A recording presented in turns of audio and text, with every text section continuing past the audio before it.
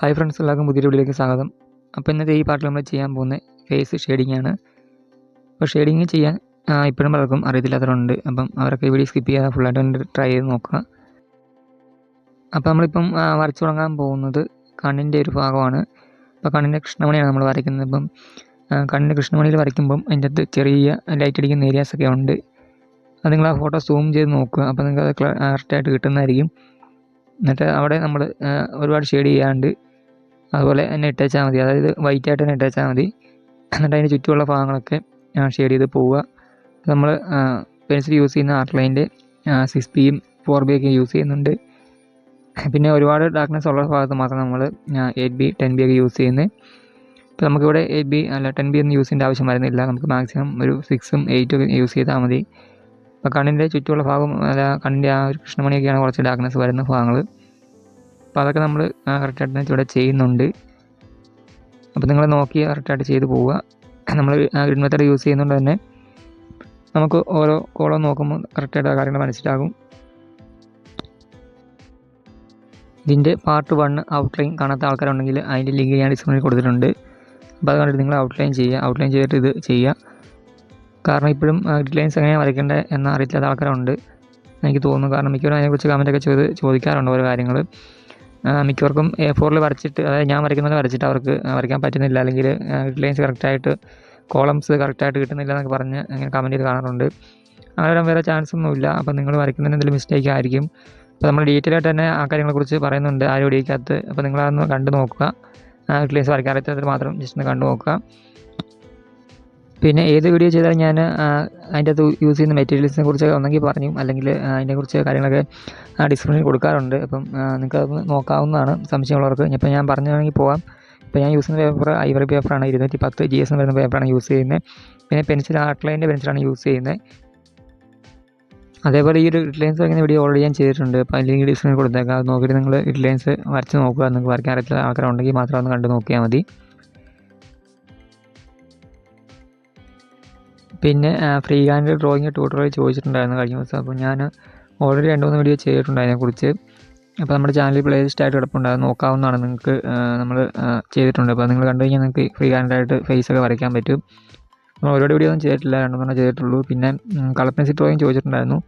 അപ്പോൾ colour pencil drawing നമ്മൾ already 2-3 ചെയ്തിട്ടുണ്ട്. അപ്പം അതും കണ്ടു കഴിഞ്ഞാൽ നിങ്ങൾക്ക് അത്യാവശ്യം കളർ പെൻസിൽ ഡ്രോയിങ് ട്യൂട്ടോറിയലൊക്കെ പഠിക്കാൻ പറ്റും. അപ്പോൾ നമ്മൾ പിന്നെ കളർ പെൻസിൽ ഡ്രോയിങ് ഒരുപാട് ഉൾപ്പെടുത്താൻ തന്നെ ചോദിച്ചാൽ നമുക്ക് ഒരുപാട് സമയം വേണം. നമ്മൾ ഈ ഒരു ഡ്രോയിങ് ചെയ്യുന്നവരെ നമുക്ക് പെട്ടെന്ന് ചെയ്തെടുക്കാൻ പറ്റുന്ന ഒന്നല്ല കളർ പെൻസിൽ ഡ്രോയിങ് എന്ന് പറയുന്നത്. ഒരുപാട് സമയം വേണ്ടി വരുന്ന ഒന്നാണത്. അപ്പം നമുക്ക് വലിയ താമസിക്കാനെ ചെയ്യാം. ഇപ്പം കുറേ ഡ്രോയിങ് നമുക്ക് ചെയ്യാൻ കിടപ്പുണ്ട്. അപ്പം ആ ഒരു ഡ്രോയിങ് എല്ലാം ചെയ്ത് കഴിഞ്ഞിട്ട് നമുക്കൊരു സമയം പോലെ കളർ പെൻസിൽ ഡ്രോയിങ് ട്യൂട്ടോറിയൽ നമ്മൾ ചെയ്യുന്നതായിരിക്കും. അപ്പോൾ പഠിക്കാൻ താല്പര്യമുള്ളതൊക്കെ ആണെങ്കിൽ ജസ്റ്റ് ഒന്ന് വെയിറ്റ് ചെയ്യുക. നമുക്ക് വലിയ താമസിക്കാനെ ചെയ്യാം.